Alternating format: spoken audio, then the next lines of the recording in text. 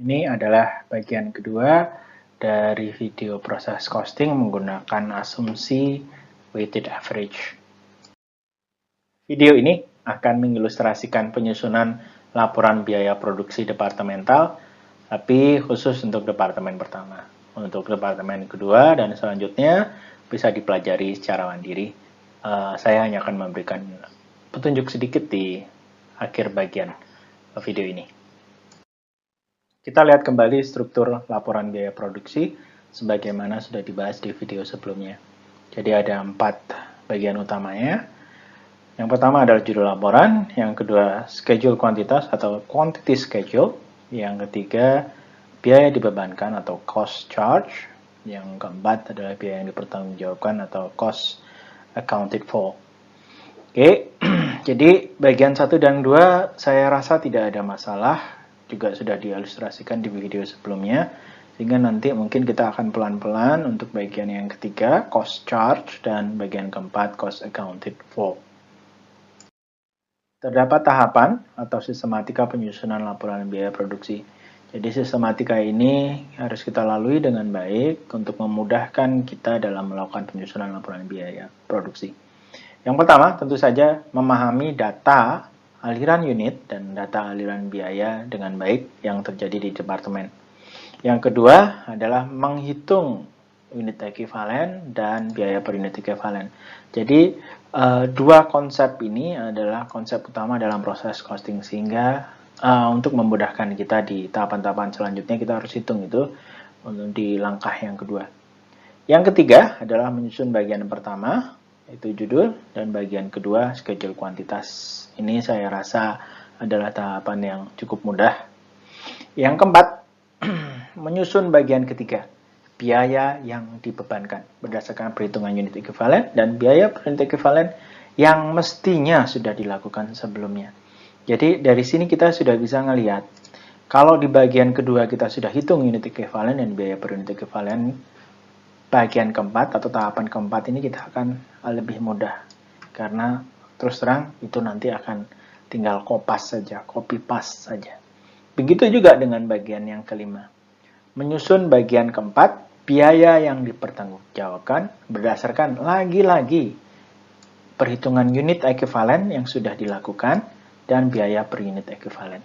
Dan tentu saja berdasarkan bagian ketiga, biaya yang dibebankan. Jadi, kalau kita lihat bagian 4 dan kelima, bagian yang menurut saya jauh lebih kompleks, itu semuanya, muaranya itu dari menghitung unit ekuivalen dan biaya per unit ekuivalen. Ini yang saya maksud, langkah kedua ini dilakukan terlebih dahulu dengan baik untuk memudahkan kita dalam melakukan penyusunan laporan biaya produksi. Kita langsung saja masuk ke ilustrasi kasusnya. Di situ ada sebuah perusahaan yang bernama Fundred yang memproduksi satu produk dalam 2 departemen. Karena hanya ada satu produk identik yang diproduksi, mungkin maka sistem perhitungannya menggunakan proses costing. Oke. Perusahaan menggunakan asumsi aliran biaya rata-rata tertimbang untuk mempertanggungjawabkan persediaan barang dalam proses. Jadi di sini sudah ditekankan bahwa proses costingnya menggunakan asumsi aliran biaya weighted average atau rata-rata tertimbang. Jadi nanti perhitungannya berdasarkan itu. Susunlah laporan biaya produksi departemen pertama. Ini instruksinya. Dengan menggunakan data yang berkaitan dengan operasi bulan Februari 2020 untuk departemen pertama sebagai berikut. Jadi kita diberikan informasi yang pertama, informasi aliran unitnya yang ini, dan informasi aliran biayanya yang ini. Kita tengok dulu informasi aliran unitnya. Kita diberikan informasi berapa sih unit yang ada di persediaan awal. Oke, 400. Berapa unit yang mulai diproses selama periode berjalan, 1600. Cek. Jumlah unit yang ditransfer ke departemen 2 selama periode berjalan, 1700. Cek. Dan jumlah unit yang ada di persediaan akhir dalam proses. Oh, tanda tanya. Baiklah. Kita sekalian sambil kemudian memahami, atau kita masuk ke tahapan yang pertama ya, memahami aliran unit dan memahami aliran biaya. Jadi kita diberikan informasi aliran unit, tapi kok ada tanda tanya di sini, Pak? Iya. Mestinya kalian bisa menebak dengan baik. Ingat rumus aliran unit di persediaan ya, aliran unit dan biaya. unit yang ada di awal dengan yang ditambahkan itu harus sama dengan jumlah unit yang selesai atau yang ditransfer dengan yang masih ada di barang dalam proses akhir. Jadi 400 sama 1600 ini totalnya harus sama dengan 1700 plus yang ada di akhir. Ini harus sama. Jadi kalau begitu kita bisa langsung menebak itu. 400 sama 1600 maka total ini adalah sebesar 2000. Maka yang ini yang ditransfer dengan yang masih ada di akhir itu juga harus sama dengan 6000. Dari sini kita bisa langsung memperkirakan, oke, kalau begitu jumlah unit yang ada di persediaan akhir barang dalam proses itu sejumlah 300. Oke. Walaupun soal tidak memberikan, ya kita bisa langsung nambah situ. Oke. 300 ini kalau kita lihat kemudian informasinya ternyata punya tingkat penyelesaian yang berbeda-beda. Jadi kalau kita lihat ilustrasi sebelumnya, tingkat penyelesaiannya kan jadi 1. Sedangkan di perusahaan-perusahaan yang menggunakan proses costing, mereka akan berinci itu. Tingkat penyelesaiannya mungkin berbeda untuk bahan baku, untuk tenaga kerja langsung, dan juga untuk overhead. Begitu juga untuk kasus kita di sini.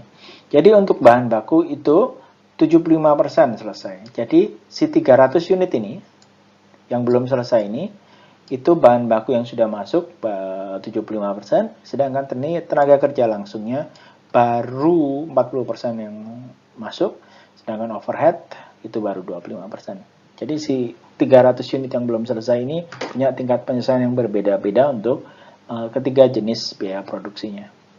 Oke. Nah, sekarang kita memahami aliran biayanya. Jadi kalau kita lihat kemudian biaya yang dibebankan ke departemen 1 itu ada biaya di awal dan ada biaya yang ditambahkan di sini. Semua angkanya dalam rupiah di situ. Jadi kalau kita lihat mungkin kalian aware, Pak, ini kok biaya dibebankan, Pak? Bukankah ini bagian ketiga itu biaya dibebankan? Iya. Jadi nanti ketika kita melakukan penyusunan bagian ketiga, biaya yang dibebankan, sebagian dari bagian tersebut itu akan kita kopas dari data ini. Jadi sebagian dari situ dan sebagian dari perhitungan unit ekuivalen dan biaya per unit ekuivalen. Jadi kita bisa melihat bahwa di bahan baku biaya yang di awal sekian, tenaga kerja langsung di awal sekian, overhead sekian. Sedangkan yang ditambahkan adalah yang ini. Oke.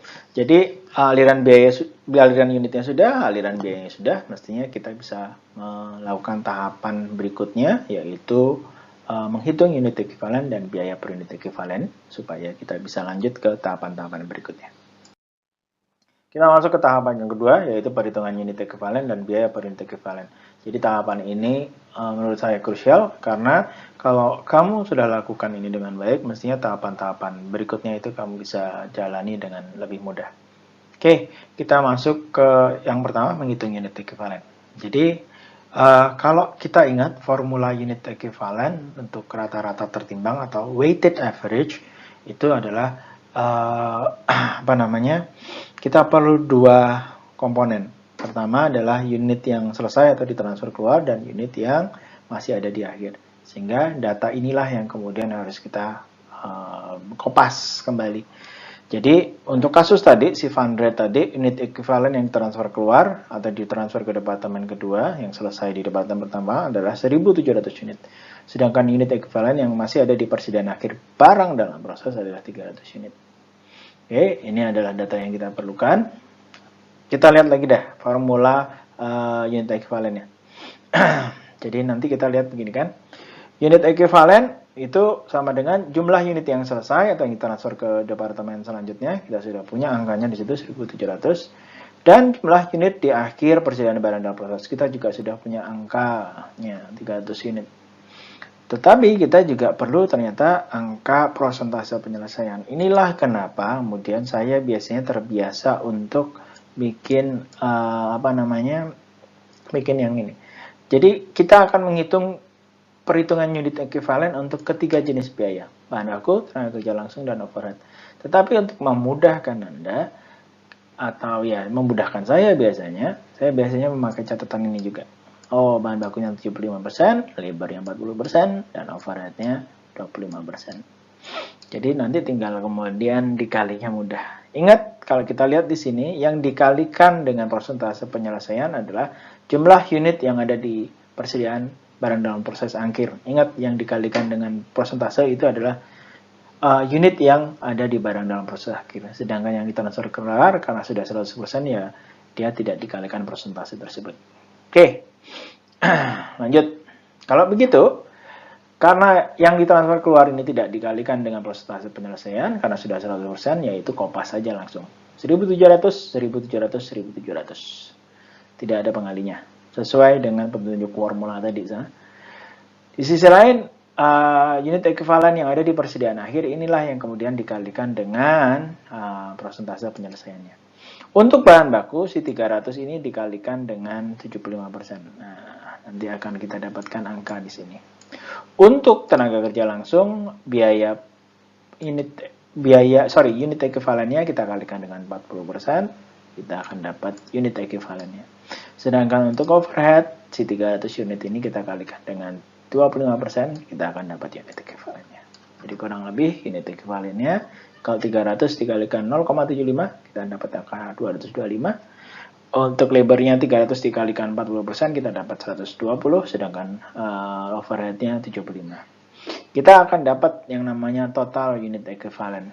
Oke, sebenarnya unit equivalent untuk barang dalam proses akhirnya ya ini sebenarnya 225, 120, 175. Cuman kalau kita tambahkan antara keduanya ini, kita akan dapat konsep yang namanya total unit equivalent. Kurang lebih begini. Jadi saya ulangi lagi ya.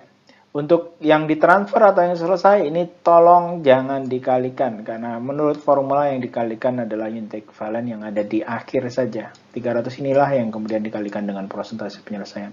Jadi antara bahan baku, tenaga kerja langsung, dan overhead itu pembedanya hanya dari sisi persentase penyelesaian untuk unit yang ada di akhir ini. Itu yang membedakan. Sedangkan yang ditransfer keluar atau selesai ya nggak berbeda antara ketiganya. Oke, kita punya total unit equivalent untuk bahan baku, tenaga kerja langsung, dan overhead. Oke, lanjut. Setelah itu kita melakukan perhitungan biaya per unit equivalent. Kalau kita ingat formulanya adalah biaya yang di awal, yang bawaan dari periode sebelumnya, ditambahkan dengan biaya yang ditambahkan periode ini, dibagi dengan unit equivalent. Jadi, dari data di kasus tadi kita sudah dapatkan itu biaya di awal berapa untuk ketiga jenis biaya produksi, dan juga biaya yang ditambahkan untuk periode tersebut. Dari bahan baku masuk berapa, tenaga kerja langsung masuk berapa, overheadnya masuk berapa. Oke, jadi ini adalah formula yang didasarkan pada data yang didasarkan pada formula. Jadi kita perlu biaya yang di awal dan biaya yang ditambahkan selama periode tersebut. Terus kemudian kita akan hitung totalnya nanti di sini. Baru kemudian dibagi unit equivalent. Udah? Jadi, nah bentuknya seperti ini. Untuk bahan baku di awal 8 juta, terus ditambahkan 34 juta sehingga total 43 juta. Dibagi unit equivalent. Jadi yang ini akan kita kopas kembali ke sini 1925 sebagai pembagi. Jadi biaya per unit equivalentnya total yang ada di sini. Setelah kita menambahkan awal dengan yang ditambahkan dibagi dengan 1925, kita akan dapat biaya per unit equivalent untuk bahan baku langsung sebesar 22.480.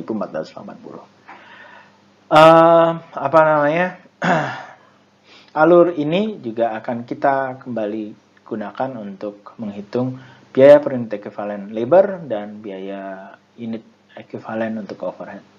Jadi di awal ada berapa, ditambahkan dengan yang selama periode berjalan, kita dapat totalnya di sini. Ini totalnya. Baru kemudian kita bagi dengan unit equivalent yang sudah dihitung sebelumnya, 1825. Begitu juga dengan overhead, tambahkan dulu antara yang di awal dengan yang ditambahkan. Ini adalah totalnya 16.800 sekian. Baru kemudian dengan unit equivalent dibagi, dan itu sebelumnya sudah kita hitung. Jadi kita punya biaya per unit equivalent untuk tiap-tiap komponen biaya produksi ini. Ini adalah modal kita untuk menyusun bagian keempat dan bagian kelima nanti. Kita masuk ke tahap yang ketiga, membuat bagian judul dan schedule kuantitas. Jadi ini bagian yang mudah sebenarnya, karena kita tinggal mengkopas dari data perusahaan dan data aliran unit yang sudah kita dapatkan sebelumnya. Jadi kurang lebih tahapan ini bentuknya seperti ini. Jadi di situ kita lihat ada halaman judulnya, mulai dari nama perusahaannya sampai penanda periodenya. Selanjutnya kemudian kita bisa membuat schedule kuantitas, karena toh aliran unitnya tadi sudah kita pahami dengan baik. Cuma sedikit mereview saja kembali. Di situ ada persediaan awal dengan yang dimulai di periode ini atau ditambahkan 400 tambah 1600, totalnya adalah 2000 unit. Terus yang ditransfer ke departemen 2 1700. Kemudian yang 300 ini tidak kita diberikan datanya awalnya. Cuman kalau kita lihat di sini 2000 yang ada di sini awal dengan yang ditambahkan harus sama dengan 2000 yang ditransfer ke departemen 2 dan persediaan akhir, sehingga kita bisa melakukan estimasi kalau kita persediaan akhirnya supaya seimbang antara kedua ini, total ini harus seimbang, maka persediaan akhirnya harus 300 unit. Ya, jadi tahapan ketiga cuman ini saja, mudah. Selanjutnya kita masuk ke tahapan yang keempat. Kita masuk ke tahapan yang keempat, membuat bagian biaya yang dibebankan.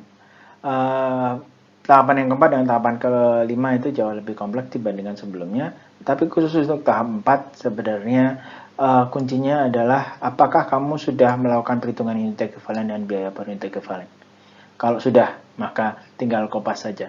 Kalau belum, ya good luck mengisinya. Oke, kita lanjut aja deh. Jadi bagian biaya yang dibebankan atau cost charge itu bentuknya kurang lebih seperti ini. Jadi bagiannya itu sebenarnya tentu saja awalnya kosong, cuma saya perlihatkan sekarang di sini. Yang saya lingkari ini sebenarnya adalah bagian yang sudah disediakan oleh kasus. Kalau lupa, nah bentuk tabelnya awalnya seperti ini. Nah, jadi ini tinggal kemudian kopas-kopas saja, bukan? Jadi angka yang di kasus tadi tinggal dikopas saja di sini. Bahan baku awal berapa? Tenaga kerja langsung awal berapa? Nah, itu dia. Overhead awal berapa? Tinggal kopas-kopas saja nih.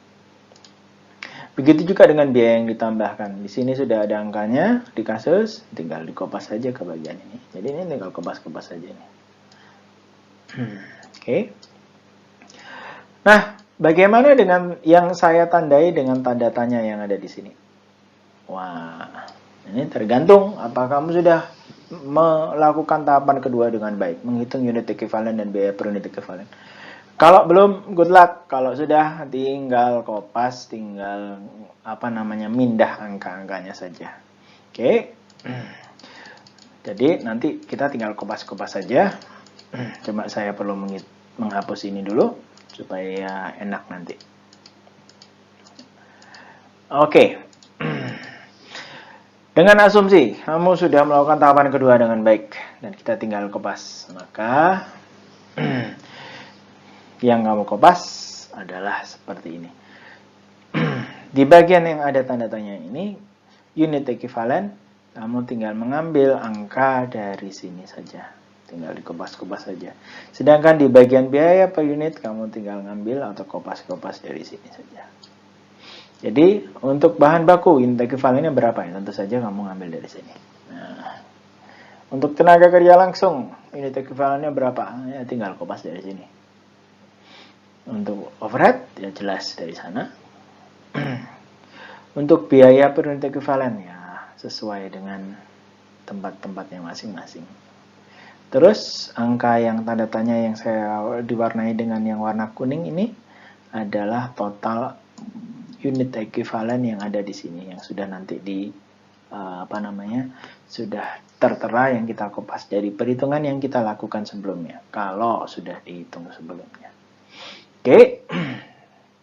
Jadi kalau sudah dikopas maka bentuknya untuk bagian biaya yang dibebankan itu bentuknya kurang lebih seperti ini. Oke. Jadi semua angkanya itu kopas, yang ini dikopas dari kasus, bagian yang ini. Sedangkan bagian yang ini kita kopas dari perhitungan unit ekivalen dan biaya per unit ekivalen. 36.700-nya ini tinggal di total aja antara 22.000, 4.700 dan 9.520. Jadi tahapan keempat ini mengisi atau membuat biaya yang dibebankan atau cost charge ini menurut saya juga masih mudah dengan syarat kamu sudah melakukan perhitungan unit ekuivalen dan biaya per unit ekuivalen di tahapan yang kedua. Kita masuk ke tahapan yang terakhir, membuat bagian biaya yang dipertanggungjawabkan atau cost accounted for. Jadi bagian ini menurut saya adalah bagian yang paling kompleks dari semuanya. Cuma apabila kita sudah melakukan perhitungan unit ekuivalen dan bagian biaya yang dibebankan tadi sudah disusun secara benar, maka bagian ini mestinya akan kita lalui dengan jauh lebih mudah. Oke, jadi bentuknya dari biaya yang dipertanggungjawabkan atau cost accounted for itu bentuknya seperti ini. Kalau kita lihat tanda tanya sekarang tambah banyak lagi. Cuma nanti kita tinggal kopas-kopas saja. Jadi angka-angka yang akan saya tandai ini nanti ini adalah angka-angkanya yang sebenarnya kita tinggal kopas-kopas saja. Jadi ini kopas, dan kalaupun kita ingat tadi ada penanda warna gitu ya, kuning, hijau gitu, ini juga sebenarnya sudah kita dapatkan. Jadi angka-angka ini adalah angka-angka yang kita kopas dari tahapan sebelumnya. Sedangkan angka-angka yang sisanya, yang bagian ini itu sebenarnya adalah angka-angka perkalian nanti. Oke. Lanjut. Jadi kalau begitu untuk membuat bagian ini biaya yang dipertanggungjawabkan, kembali lagi kita perlu data dari perhitungan unit ekuivalen dan data dari bagian biaya yang dibebankan tahapan sebelumnya. Jadi kalau kita lihat di sini, ini adalah perhitungan unit ekuivalen yang ini, sedangkan yang ini adalah tahapan yang keempat, biaya yang dibebankan. Jadi dua komponen ini akan kita pakai untuk bikin biaya yang dipertanggungjawabkan. Oke, kita mulai dari mana? Kita mulai dari tadi. Kalau kita ingat, yang ini adalah angka-angka yang kita kopas dari unit ekuivalen dari bagian-bagian sebelumnya. Ini juga bagian yang kita kopas. Ini juga bagian yang kita kopas. Sedangkan angka-angka yang lain adalah angka-angka yang perlu kita kalikan. Oke, Anda bisa menebak yang pertama ini, yang di sini. Ini kita kopas dari mana? Kita kopas dari sini. Jadi yang ditanyakan di sini adalah unit. Biaya dipertanggungjawabkan, kolom unit, berapa yang ditransfer ke Departemen 2? Tentu saja kita kopas dan kemungkinan Anda juga masih ingat, 1.700 yang ditransferkan. Dan unit yang ada di persediaan akhir adalah 300. Maka ini angkanya sama, 300, 300, 300. Baik untuk bahan baku, tenaga kerja langsung, dan overhead.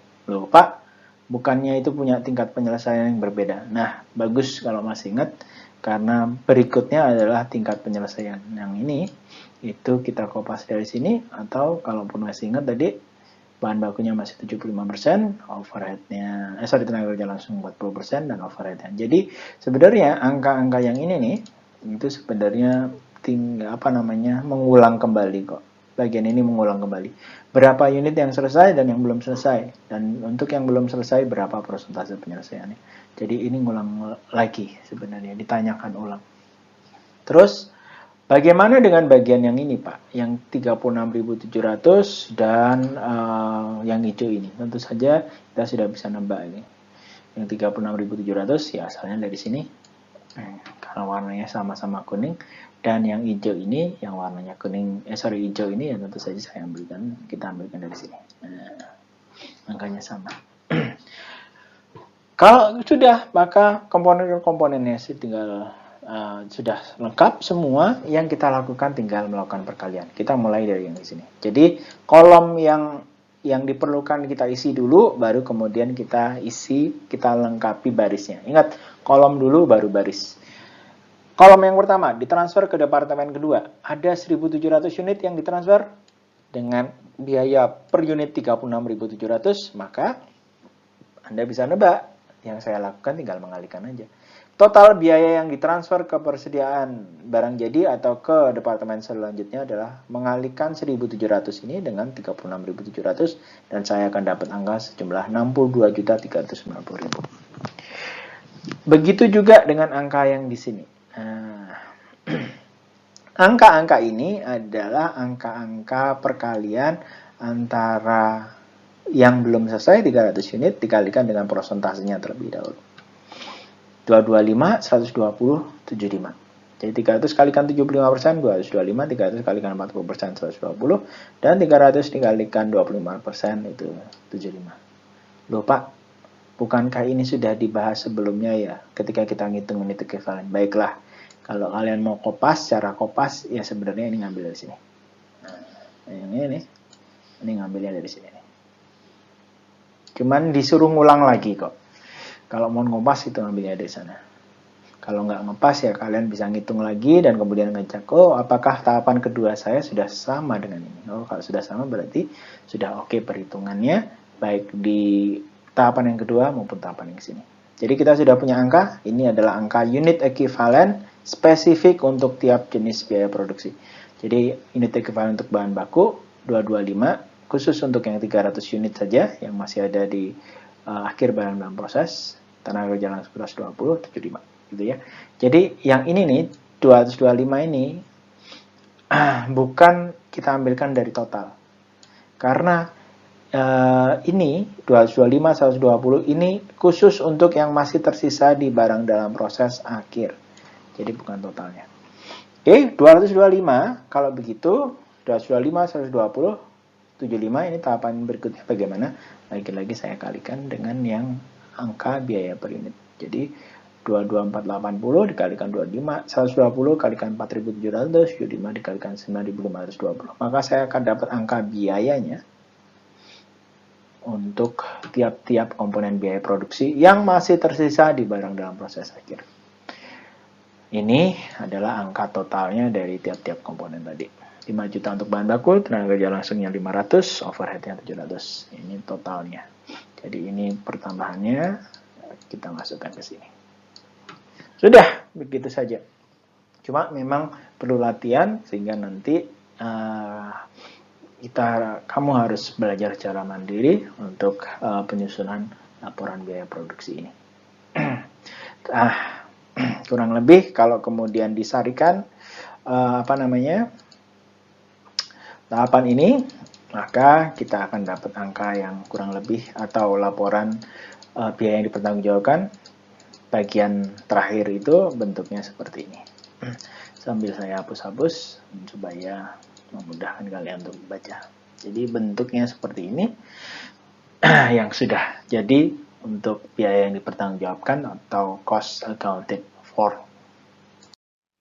Keseluruhan dari laporan biaya produksi, kalau kemudian tahapan-tahapannya sudah kita lalui dengan baik dan 4 bagiannya sudah kita isi, yaitu judul, schedule kuantitas, biaya dibebankan, dan biaya dipertanggungjawabkan ini sudah kita isi, maka kita akan punya laporan biaya produksi yang keseluruhannya bentuknya seperti ini.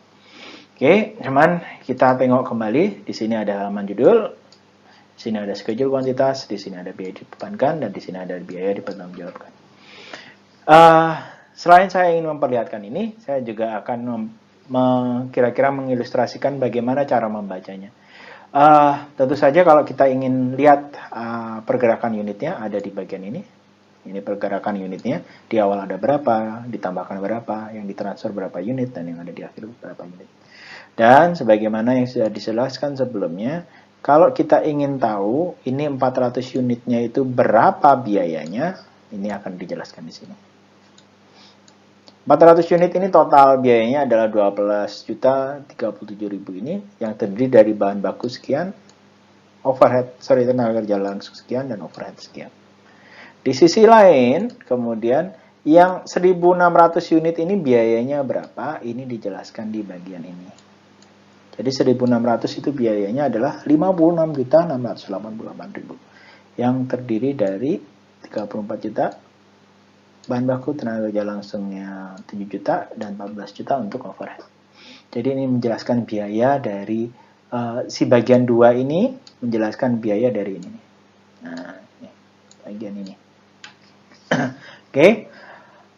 Total biaya yang kemudian di awal dengan yang ditambahkan totalnya adalah 68 juta.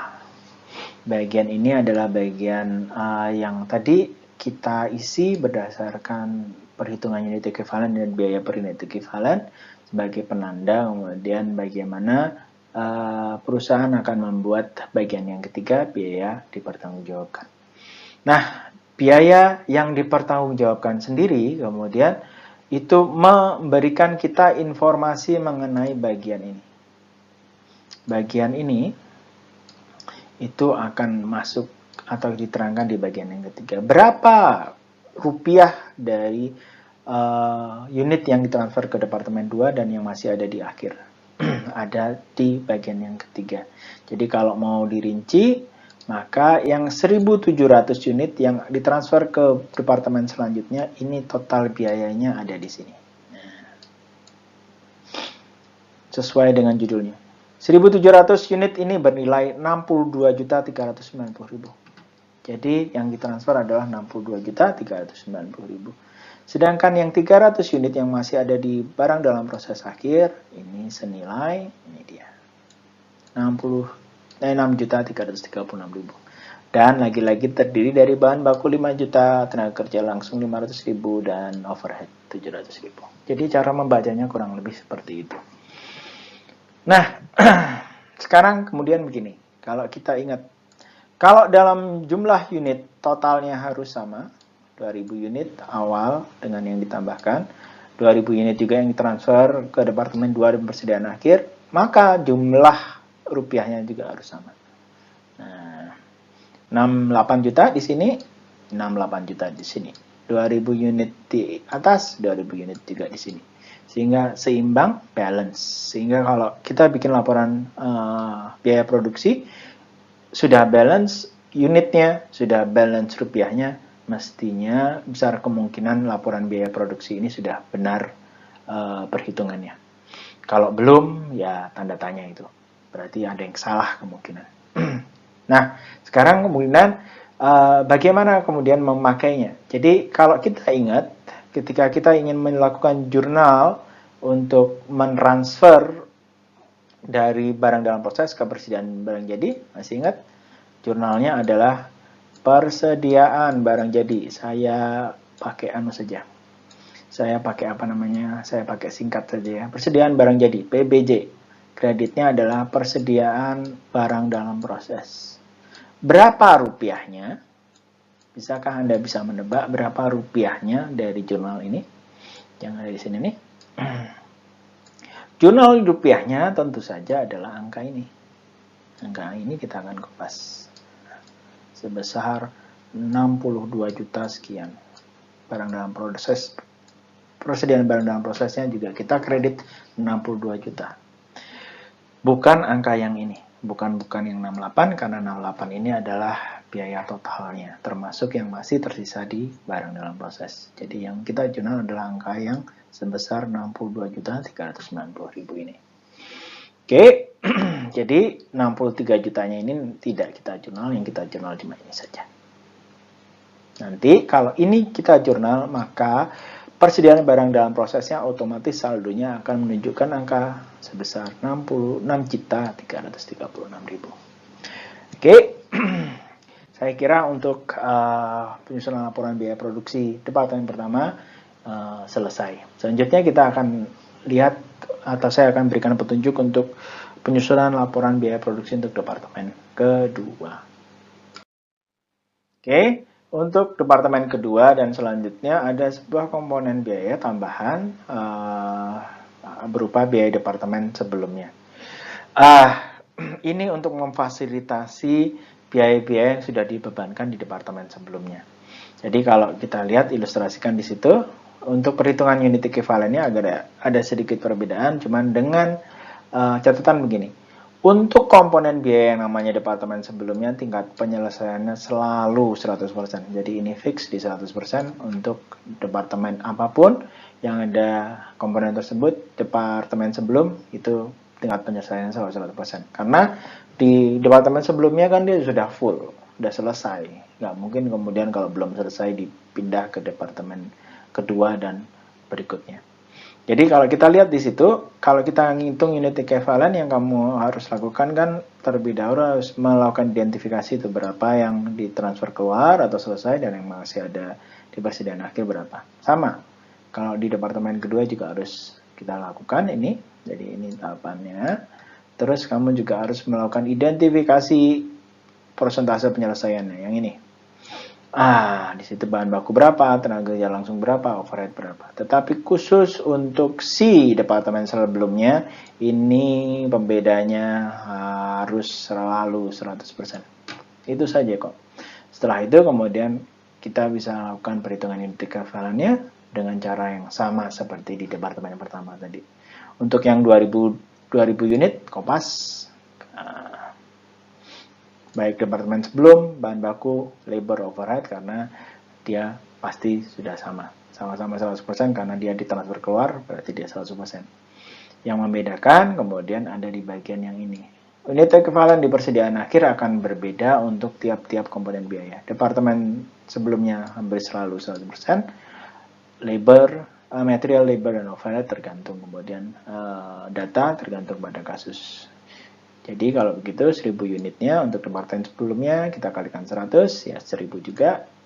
Untuk labor 1000 dikalikan 75% 750 dan seterusnya. Kita bisa lanjutkan untuk mendapatkan total unit ekivalen yang bentuknya seperti ini. Oke, jadi pembedanya itu saja. Nanti kemudian bisa belajar secara mandiri untuk menyusunan laporan biaya produksi departemen kedua dan selanjutnya. Cuma kemudian begini, mungkin belum saya singgung sebelumnya. Jadi biaya dari departemen kedua ini juga akan mendapatkan mendapatkan banyak sambungan informasi dari pergerakan unit dan pergerakan biaya dari departemen sebelumnya, departemen pertama. Sehingga ada banyak kopas juga. Karena kalau kita bicarakan proses costing ini berlanjut. Proses produksinya dari departemen 1, departemen kedua, departemen ketiga, dan seterusnya. Sehingga banyak angka yang kemudian akan berlanjut.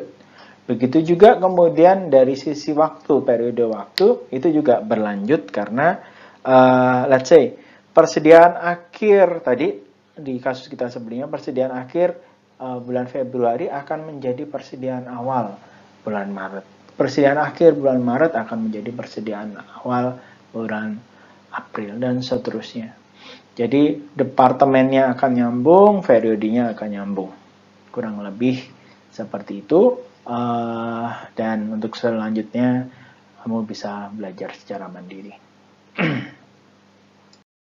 Ini adalah akhir dari bagian kedua, ada bagian terakhir dari proses costing menggunakan asumsi weighted average.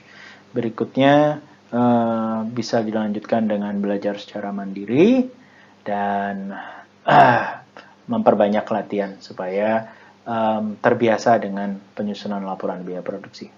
Oke, dari saya sekian. Assalamualaikum warahmatullahi wabarakatuh.